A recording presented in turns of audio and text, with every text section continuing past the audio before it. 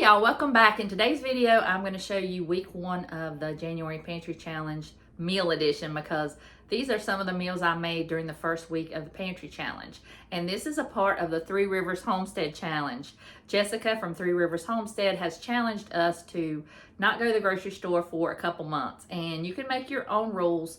My rules is if I just need something, I'll go to the grocery store and get it, but I'm not going to say I'm going to spend $35 because I know me, I'll spend $35. So I need milk, I'm gonna go get it, and that's it. So those are my rules. I'm gonna try and pull from my freezers more than anything else. This week, I depended on canned foods and stuff and fresh stuff because I wanted to use the fresh stuff up.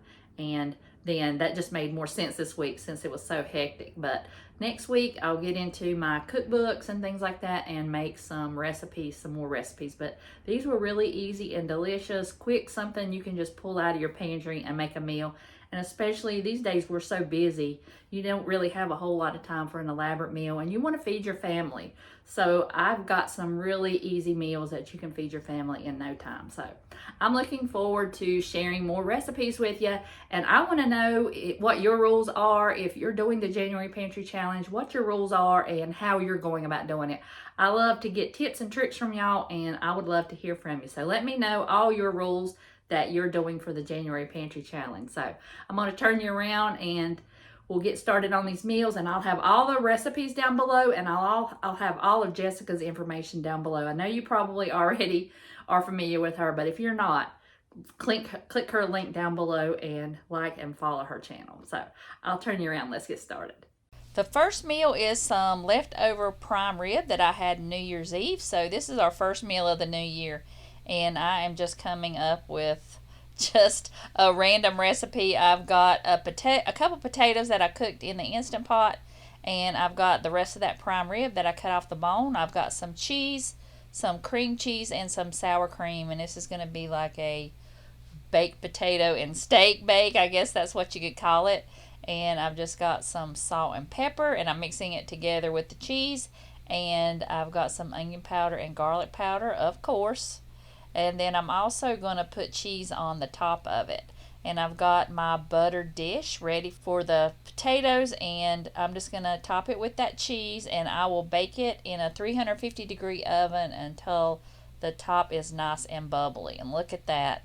This was so good. It came together really quick and easy, and just from the pantry, the stuff that I already had on hand, and it just transformed it into another delicious meal. And now we're going to do this is what we do in the South for our New Year's dinner. So I've got some cornbread here. I'm just using a Martha White mix, and I'm using some bacon grease that I had left over. And I'll just heat that up and then pour my batter into the pan. I wish I would have had another packet and used that because it was kind of a flat cornbread, but it was still really good.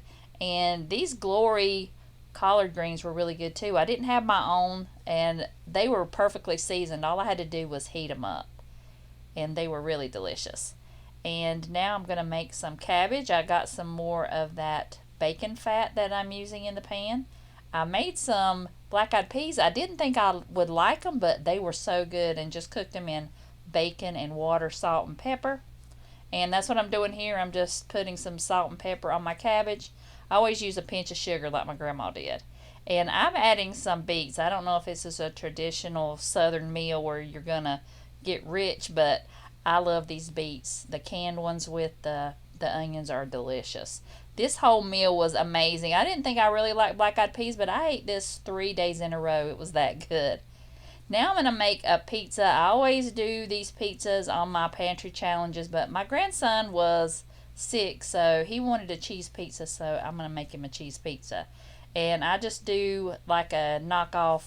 It's kind of a Chef Boyardee, but I'm using the packets from Walmart. It's way cheaper to buy those packets. They used to be 50 cents, but now they're 72 cents, I think. But you just use a cup of warm water per packet. I'm using 3 this time, so I'm just spraying it with some oil, and I'll put a towel over it and put it in a warm place for about 5 minutes and let it rise. And then I'll just take half of it on one sheet pan and the other half on the other sheet pan. Just make sure you really grease it really good. And I didn't have any cheese on hand, so I went ahead and shredded some Parmesan and some Romano. And I probably would have put pepperoni on one, but I didn't have it, so we're having cheese. And I'm just spreading that all over the dough, and then I'll put the cheese on top. And that's all it is, but you could always put your own toppings. You could put peppers and onions or anything you'd like. And I'm just going to put this in a 475 degree oven, and you'll put them on the 2 lowest racks and just switch it up. Maybe about every 7 minutes you will switch them up until the crust is golden on the bottom. And our pizza's done, and Jackson was really happy because he was not feeling good. Jonah wasn't feeling good either. He had the flu, so they really love those pizzas. Now this recipe is a chicken bacon ranch. I fried that bacon in the pan, and now I'm going to add in a can of my home canned chicken, and I'll just mix that around in the pan. I'm also going to add in some chicken broth. I should have only added in 1 jar, but I added in 2 instead, so it was a little bit more liquidy than I would like. And I didn't follow the recipe exactly, but I will have it linked down below in the description box.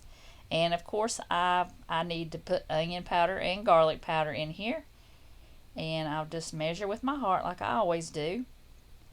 And I added in some cream cheese, but I put it in the microwave with a little bit of that broth so it wouldn't be really chunky, and it melted pretty much 99% anyway. So then I'm adding that bacon back in the pan and giving that a good stir and try and get most of that melted. And then I cooked the pasta and I added that in there. I'm using those little shells. And now I'm going to add in some of the Parmesan cheese that I had in the fridge that I had shredded up for another recipe. And now I'm going to add in some parsley flakes. And this was really delicious. Even though it had a little bit more liquid than what I liked, I thought it was amazing, and we all loved it. And it was one of the highlights of the week's meals for sure. I've been printing off recipes that I really like and putting it in my binder, so this will definitely go in my binder. And I just opened up a can of peas and put some butter, salt, and pepper in there and made a salad. I had some lettuce and some tomatoes, and that was dinner. And now I'm going to make like a Japanese. I've got like a recipe that is supposed to be like Benny Hana. And I took that chicken off the bone. I had it in the freezer. It was one of our chickens that we had butchered. And I had a zucchini and an onion, so I cut that up. And this is the recipe. I will have a link down below in the description box. It's supposed to be a copycat recipe. And I'm using some hoisin sauce that I got from Aldi. It was really good. And I always like to have that on hand for any kind of Chinese or Japanese recipes. And I've got some soy sauce here, and I'm just going to stir that in the chicken. I've got some garlic powder, of course, and some onion powder, and I'm going to mix that in together. And then I'll set that aside while I cook my zucchini and my onions. I like to use up my fresh stuff first so I can get that out of the refrigerator before it goes bad. And then I'm adding in some soy sauce, and I'll just stir that around. And this is another one where I didn't follow the recipe exactly, but I will have it linked down below in the description box. And now I'm going to add in my chicken and get that cooked. I've got a really hot pan, so you want to make sure that you cook it pretty fast, but you don't want to burn it, so you got to sit and watch it pretty close. So I'm just going to spread it out so it will fry and not steam. You don't want it to steam because you want it to get a color like that on there. So you don't want it to steam and just boil in the pan. And I've got my minute rice already made. And now I've got everything on my plate, and I'm putting that yum sauce on there, but I did not like it. Everything else was good. It was just that sauce that I didn't like. But I made it the next day, and I made a different sauce, and it was so much better. So I will have that recipe linked down below if you want to make a different sauce. I hope y'all enjoyed seeing some of the pantry meals that I made this week. I'm excited to go in my cookbooks and get some new and exciting recipes for you, because I tend to make the same things over and over again, but I want to branch out and use up my cookbooks that I got for Christmas and bring you some more easy and delicious meals from the pantry. So I hope you enjoyed it. I want to thank Jessica from Three Rivers Homestead for hosting. I'll have all her information linked down below in the description box. And the recipes that I made, if it's a recipe, I will have it linked down below in the description box or typed out for you. So I'm excited for this month and next month, and leave me your tips down below what you do for your January Pantry Challenge. So I'll see y'all in the next video.